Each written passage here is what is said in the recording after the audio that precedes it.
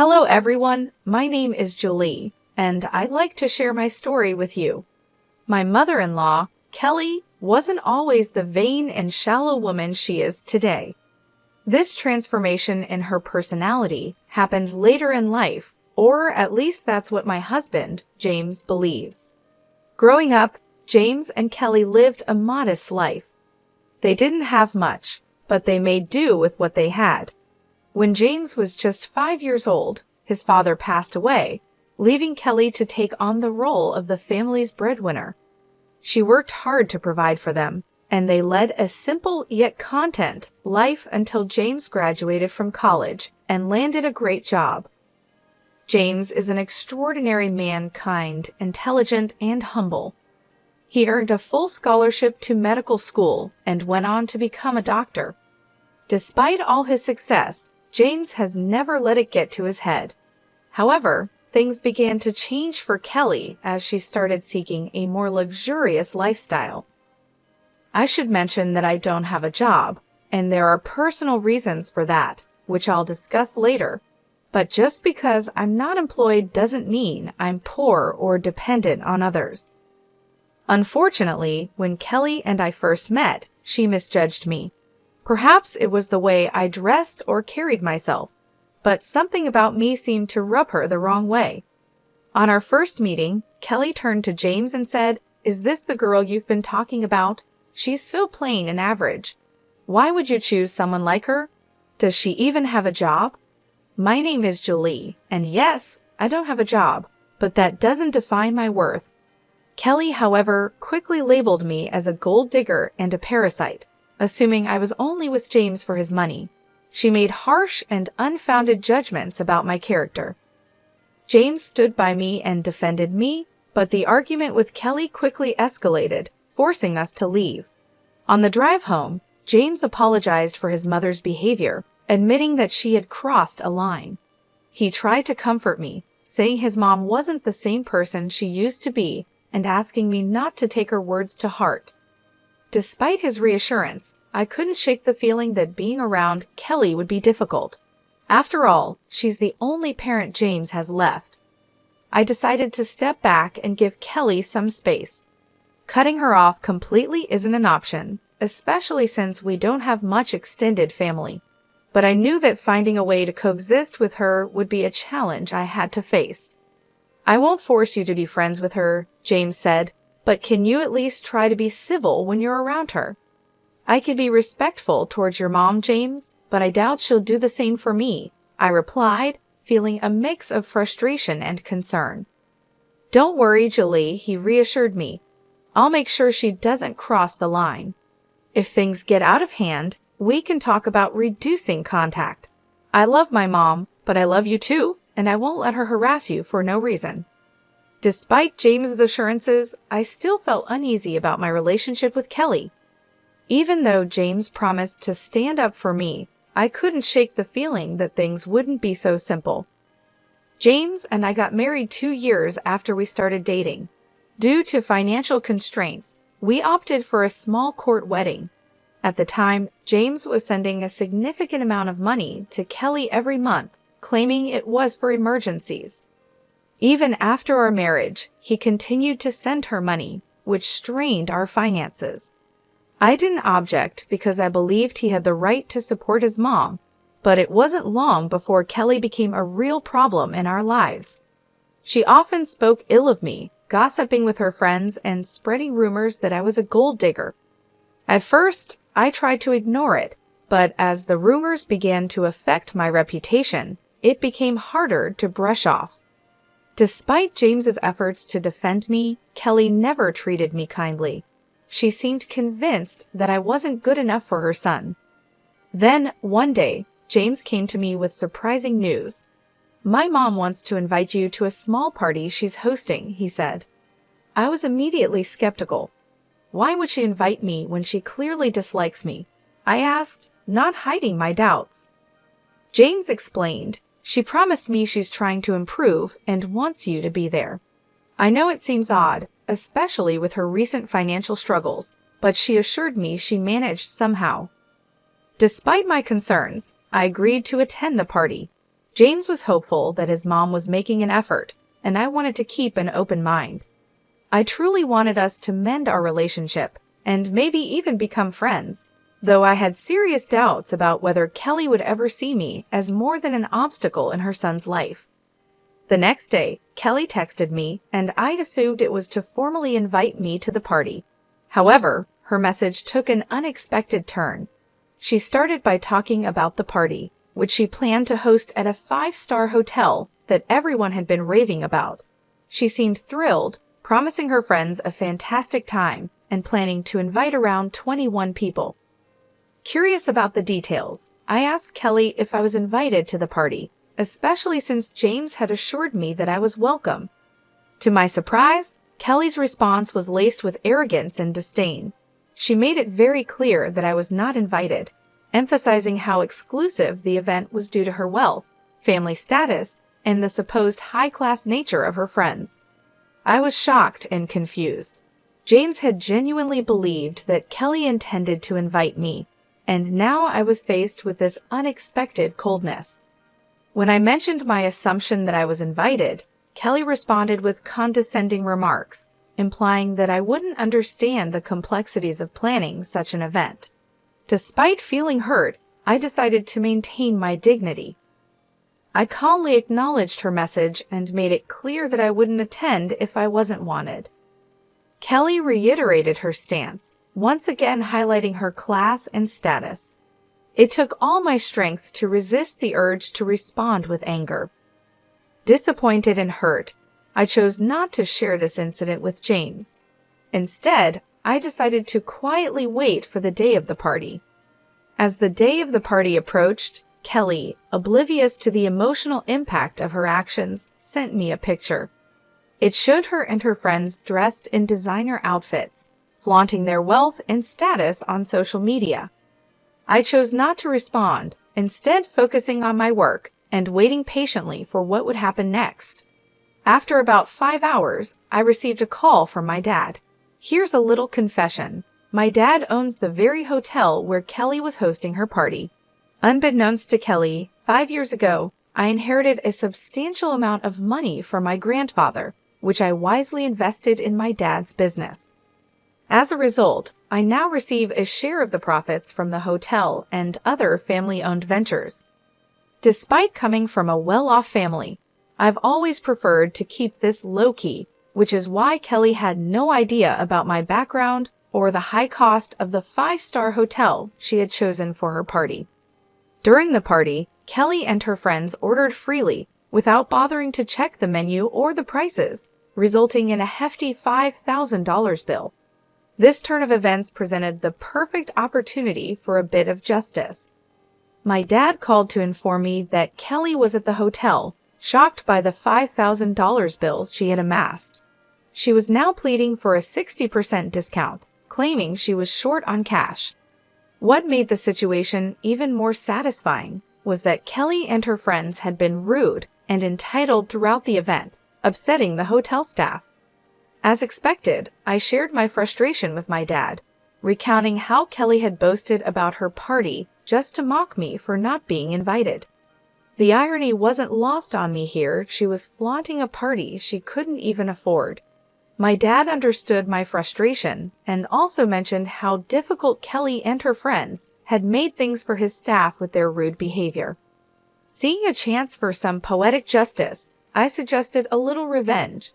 I proposed that Kelly and her friends should be made to wash the dishes, clean the entire kitchen, and mop the floors as a consequence of their insulting behavior.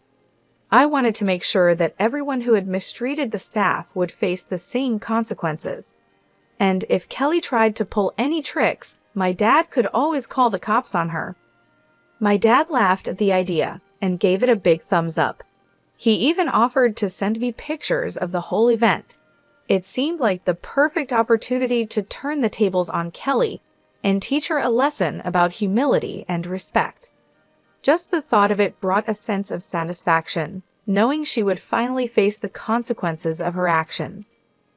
A little over an hour later, my dad sent me pictures of Kelly and her friends washing dishes and scrubbing the floors at our restaurant.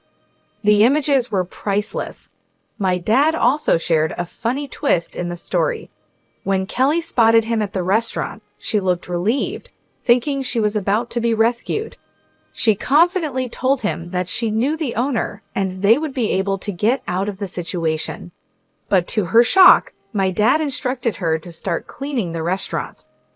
Kelly was stunned and tried to protest, but my dad quickly reminded her that since she didn't consider me family, he didn't consider her family either. It was a hilarious turn of events, and while I wish I could have been there to see it in person, the pictures were more than enough to make my day. A little while later, James came home looking visibly upset. I could tell that Kelly had already contacted him and likely twisted the story to suit her narrative. As he approached me, he immediately questioned what he had heard something about my dad making his mom wash dishes at the restaurant. I calmly explained the situation to James, letting him know that what happened was standard practice for us in such scenarios. Kelly had gone to our family's restaurant, racked up a $5,000 bill, and then claimed she only had $2,500 to pay. On top of that, she had harassed the staff, and her entire party had been a nightmare to deal with. Given the circumstances, I believed the consequences were more than fair. Jane seemed surprised by this and asked who Kelly had taken with her and what they had ordered. I informed him that she had taken 21 people and they had ordered a lot, especially the most expensive items on the menu. He expressed disbelief, saying that Kelly had told him she was only taking 5 people and had even invited me, but I had declined. I quickly clarified that things hadn't happened that way at all and showed him the text messages Kelly had sent me. James, wanting to fully understand the situation, asked to see the bills and the texts. I handed him my phone so he could read through everything, and my dad also sent him copies of the bills. To further illustrate what had gone on, I showed him pictures of the extravagant party Kelly had thrown. As James looked through the evidence, his anger grew. He immediately called Kelly to confront her, asking why she hadn't told him the full story. Kelly tried to downplay the situation, claiming she had only mentioned being short on cash and accused me of twisting the story to sabotage her. James wasn't having any of it. He pointed out that not only had she declined my invitation, but she had also insulted me by saying I wasn't classy enough for her. Kelly attempted to brush it off as a harmless joke, but James wasn't buying it. He pressed her on why she would spend thousands of dollars on a lavish party with friends while simultaneously disrespecting his wife. Kelly was left stumbling over her words, trying to justify her actions, but James made it clear that he was disappointed and shocked by her behavior. He couldn't believe she had spent $5,000 on food and drinks while treating me with such disdain. "I made a mistake by giving you money whenever you asked for it, Mom," James said firmly. "But guess what? I'm not giving you any more money ever again." Kelly, taken aback, responded, "But James, you've been so supportive for so long. You can't just stop now. It was a one-time mistake. Why are you overreacting?" "No, Mom, I'm not overreacting," James replied, his voice steady. "This isn't a one-time mistake. If you can't even consider my wife as family, I don't want anything to do with you. I kept hoping you'd change your mind, but you never did.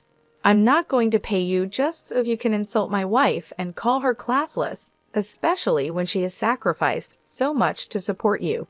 This ends now." With that, James ended the call and blocked Kelly's number. He turned to me with deep regret in his eyes and apologized profusely for getting angry at me without knowing the full story. I forgave him because, in the end, he stood up for me when it really mattered. We had a serious discussion about Kelly and agreed that she would no longer be a part of our lives, at least for the time being. Although James is now a wealthy man, he understands the importance of staying humble. He found Kelly's behavior completely unacceptable, especially since it was directed towards me. I wholeheartedly agreed it was unfair, and I was ready to remove her from our lives for good. In the days that followed, Kelly's desperation grew. She realized that her own actions might have permanently damaged her relationship with her son, sending her into a state of panic. She started showing up at our house, demanding to speak with James. Each time she was turned away at the door, her demands turned into pleas and eventually into outright begging.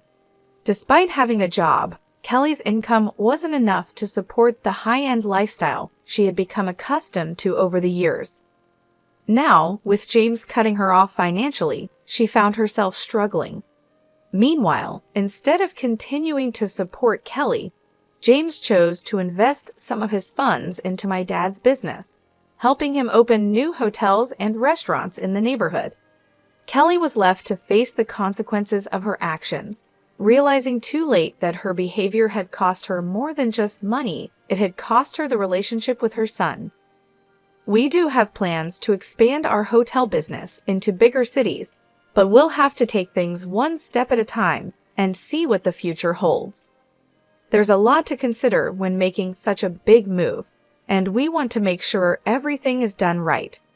Since James stopped sending money to Kelly, her life has taken a significant turn. She was used to living a much more comfortable and extravagant lifestyle, but now things have changed dramatically for her. Without the financial support from James, Kelly found it increasingly difficult to maintain her rented condo.